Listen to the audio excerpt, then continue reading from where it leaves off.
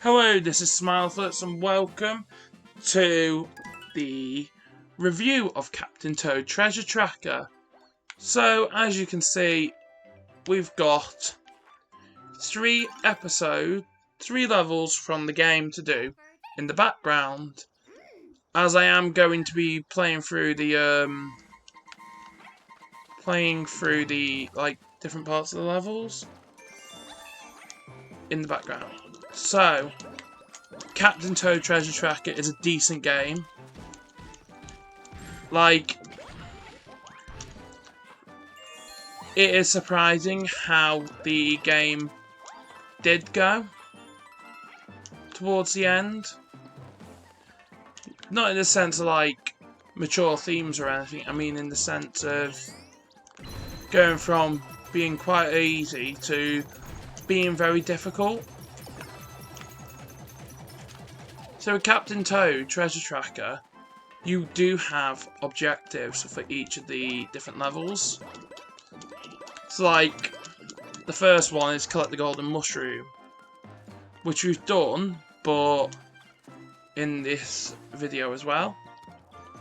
And the thing is these objectives give you more of a end goal to work to. So you can be like, okay, I want to finish off book number 1 and 100% it. There we go. Got there.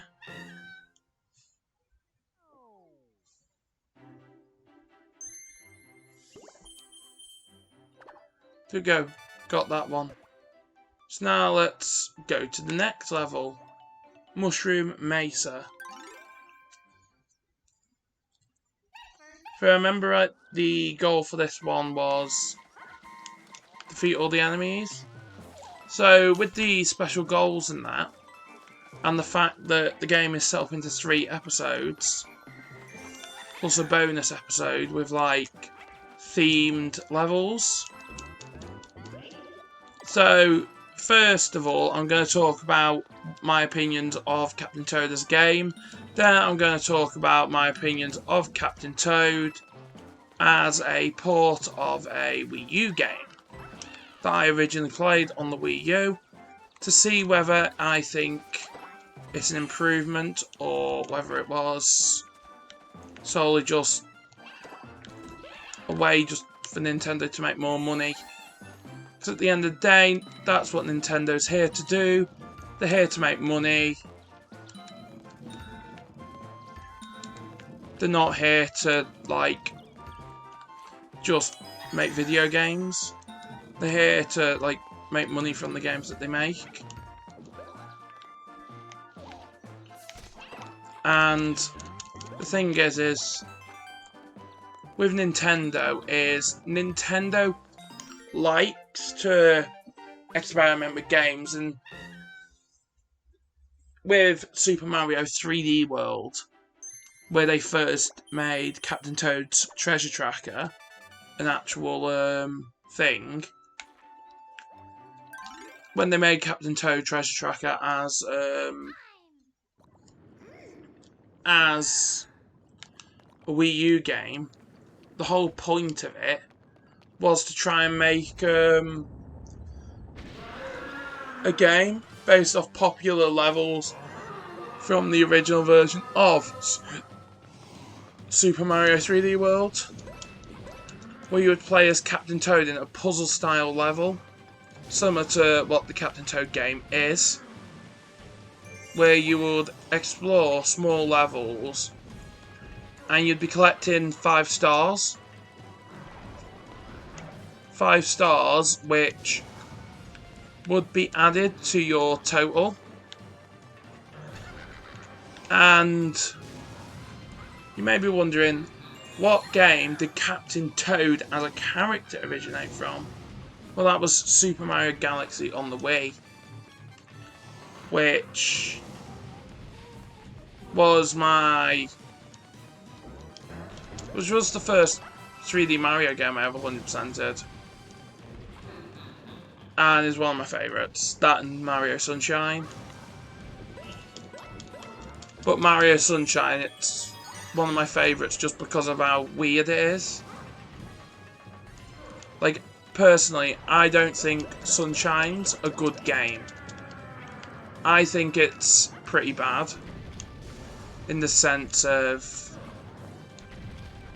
what the game is like, but in a sense of a game that's fun to joke around with and have a bit of a laugh with, I think Mario Sunshine's the best in that sense. But I don't think it's that good of a game, as to say, because Mario Sunshine's not that good, but we're not talking about that, we're talking about this. So, Captain Toad was introduced in Mario Galaxy and has been a staple of the Mario series since, with him being in Mario Galaxy, Mario Galaxy 2, Super Mario 3D World, Bowser's Fury, and Mario Odyssey. So that's 5 games he has been in the series, considering that the only mainline games that have been released since the whole introduction of the Captain Toad character was one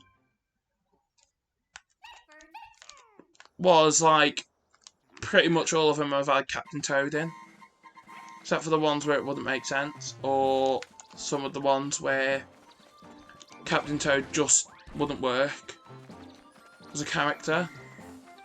Like, you got Luigi's Mansion, which, even though it is technically a spin-off, I still class it as a Mario series game, because you just got normal Toad, and if you had Adventurous Captain Toad in that game, then, and he was helping you with like flashlights, it would have been cool. But the reason why they probably didn't do that is because Luigi's Mansion is supposed to make you feel like you're alone in a mansion full of ghosts.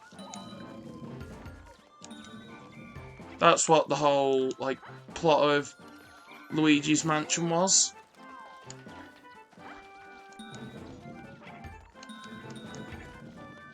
And of course Nintendo are going to capitalise that, because if you had Captain Toad with a flashlight as well, then it would like ruin the atmosphere of that game, so I get why he wasn't in there. But even the Mario movie, like, Toad in that has got the backpack, has got everything to do with the character of Captain Toad. And I'm pretty sure in the original script, he was supposed to be like an early version of Captain Toad, who wanted to join the princess on the adventures just because he wanted to prove himself. And because of his bravery in that, that's why the Toads follow him in Galaxy. Like, if they put that into the actual lore of the game, the reason why Captain Toad became the captain of the Toads is because he would, like, explore different parts of the Mushroom Kingdom in order to, like, document, like, different species, different, like, kingdoms, and had it so he would explore all over the world of Mario. Like, that would be cool. But then as well, it's also important that you remember that Captain Toad as a series is a spin-off of the core Mario games. A game series that is beloved by so many. So as you can see now as well, we have 100% completed the demo. So, my opinions on this game. So, many of the Wii U functionalities have been carried over in different ways. So you got your motion controls using like your Joy-Cons, like a Wii pointer, or your Pro Controller by moving it around to guide the cursor around the levels, which you can use to interact with stuff. On the Wii U version, you would have done that with the touchscreen, which you can also do in handheld mode, which is a great way of functionality. So, with the Wii U version, you did have fan platforms, which is the only thing that has been removed from Captain Toad on the Switch, which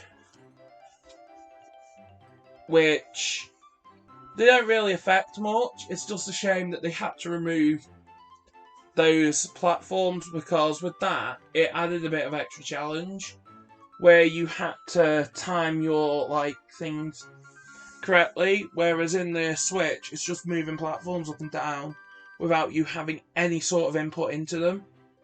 Therefore, it changes the way that you perceive these puzzles, which is good for returning players, but if you are playing it for the first time and you play the Switch version, you'll lose out in that unique charm the Wii U original version had. Number two,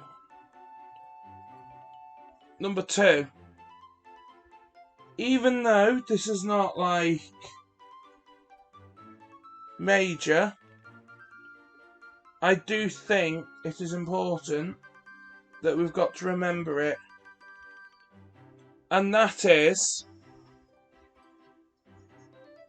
the levels. So, this game was released after Mario Odyssey, where they changed the ending. In the end of the Wii U version, Toad jumps out the minecart and sees a green star that flies over. So he chases after it, and then it's the start of 3D World where they fix the pipe jump in.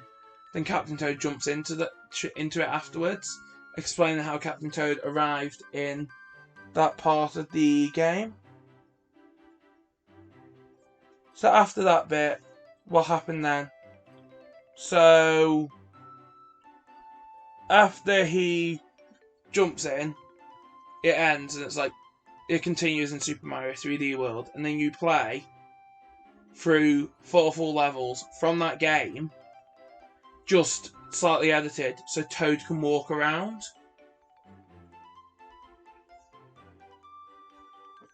So he can walk around then, being really cool, being amazing. But in this one, it's miniature versions of the levels. Yes, I understand that they can't put a full-on Sand Kingdom into the game, but with the charm of those 4 3D World levels, where it was modified so that Captain Toad could actually walk through them from the beginning to the end, was something that is missed in this version of the game. But I do think that in some ways the Odyssey levels are better, because they feel more like Captain Toad original levels, just inspired by Super Mario Odyssey, where it says from Super Mario Odyssey, I wish it said inspired from Super Mario Odyssey, where you would be going to the different kingdoms, hunting for the power moons, like you do in it. So that's fine. So the next part of it, in the bonus stuff, is Toad Brigade. So Toad Brigade is decent. It's really fun to try and find the other 3 Toads. It's like finding gems in the level, but harder. Because if you get hit by any of the enemies as other people, then what happens is you lose. You lose the challenge, you have to restart it. I think that in the future of the Captain Toad franchise, as a whole entire series, is bring back Captain Toad and have Toad Brigade missions where it's the story is something like Captain Toad and the Toad Brigade have gone on an expedition and he's lost some of them. So he has to go and find them before he can continue on, and have the remix of the levels built into the story. Because if, the Toad Brigades all got lost or all got captured, then it's a lot better. And then you got the Mummy Me challenges, as you know, in the final episode of the series, it finishes off with a level called Mummy Me Maze Forever, but then you've also got like 3-4 other levels of the Mummy Me as well, which is some of the most stressful levels in the Mario franchise. But I think they're good. And I think it serves as an amazing challenge, which they should do in the majority of levels. So not stuff with like the mine carts and that, but some of the other levels like Pyro Puff Peak, but we've already got one of that. Like Mushroom Mesa, have it in that, and Plucky Pass Beginnings. Because if they were to do that, but have it so that you had to try and avoid the mummy as a bonus challenge or something, where you could like half the levels you would be able to do that is good. And then you've got Memories of Adventure as well in there, where it's just showing you the cutscenes and doing those cutscene levels, which Nintendo didn't have to give you all that, but I think that it was decent of them to give us that as a way to be like, yeah, here's your reward, you've completed that book, have the intro to it, so that you've got everything. Like, not many games allow you to play through the intro again. So I think the bonus content is decent. So the storyline is quite basic, and it doesn't really have a story. So Captain Toad and Toadette are going on an adventure to find a power star, where a bird pops out of nowhere and takes the star. Either Toad or Toadette gets kidnapped, the other one has to go and save them. That's basically what the story is, and then you have to defeat the bird. Like, I do think that the after credits, where it tricks you into thinking it's the end, and then you realise it's not, is a good effect for the game. Especially if you are trying to 100% it, and you've got that Pixel Toe challenge. So I think the story is decent. It is straight to the point, and it's like, you must do this to finish that level. Okay. So, Pixel Toad challenge. Pixel Toad was originally something you had to buy a Toad amiibo to do on the Wii U. And the fact that you get it for free on the Nintendo Switch is both positive and negative. In one way, it's positive because it's allowing those who didn't get a Toad amiibo in the original run to be able to access Toad in game, as in the Pixel Toad stuff in game. But it's also bad because you cannot the Toad amiibo is not as good. Like, yes, it does give you an invincible mushroom to make the game easier, but that's more of a way for newer players to be able to get used to the game, which is fine, but by forcing you to have one in particular is not very good. Okay, so the amiibo support as well isn't very good. You tap an amiibo and it will give you 1-ups, give you extra lives. And the game is not super difficult, so you'll constantly get given 1-ups. Like, 1-ups in Captain Toad especially are pointless. Because what happens is, once you die, you respawn in a cave, you get coins, get more lives, then you go back and you continue from where you were. You don't really get punished for it. But then, because it's a kids game, you can excuse that. Whereas, I think that what they should have done is have a more of an Odyssey approach to the whole, like, death thing. Where when you, like, die in it, it basically brings you back. and you just kick to start the level up to go again. Because otherwise, it's just inconveniencing you. And as it's a game focusing around collecting treasures, collecting one-ups and stuff, you're always going to have a constant amount of lives.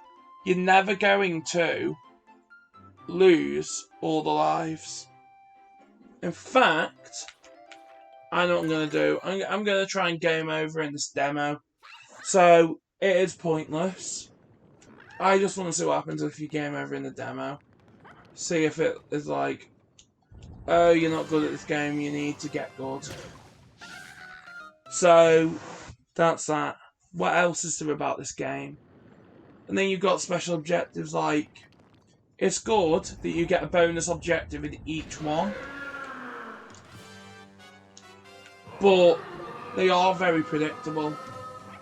Like during the playthrough in the videos, I guessed what each of those were. Like, yes, I've played through it before, but it's easy to guess what your objectives are. Especially when it's stuff like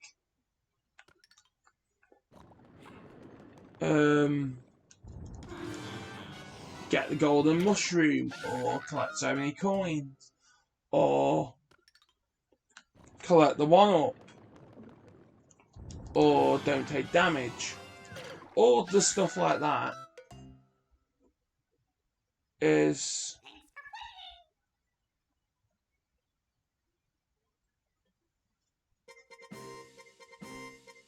okay. Does it reset the demo? Yeah, so it resets the demo. Like, if they did something like that, where it reset you to the start of that level set, so you lost all that progress, it would be a lot better. Like, I know it would be frustrating for younger kids, but they should have two modes. So, life mode, where it's like that, and then unlimited life, where it's the other way. Where you just simply respawn every time you die. That's what they should have done, because if they did that, it would allow the two different forms of players to be able to play through it. Especially with it having Odyssey-inspired levels. So, in my opinion, Captain Toad is a decent game that you should play. Do I think that you should pick up the Switch version if you've already got the game on the Wii U? No. I don't think that you should get the game if you've got the Wii U version unless, one, you're a big fan of Odyssey, or two, you want to buy the special episode DLC because you've really enjoyed the game. Other than that, there is no point in double dipping into this game. Like, it is a decent game and it's really enjoyable, but when you've got the ability to buy Captain Toad, or you've got the ability to buy Super Mario 3D World, plus Bowser's Fury, like, I'd probably recommend getting Bowser's Fury, just because you've basically got a big game, 3D World, plus a tech demo in it, showing you a concept for an open world Mario game. Like, that's more value than this. And yeah, that other game is higher price value, but as ports, 3D World is the better port than this.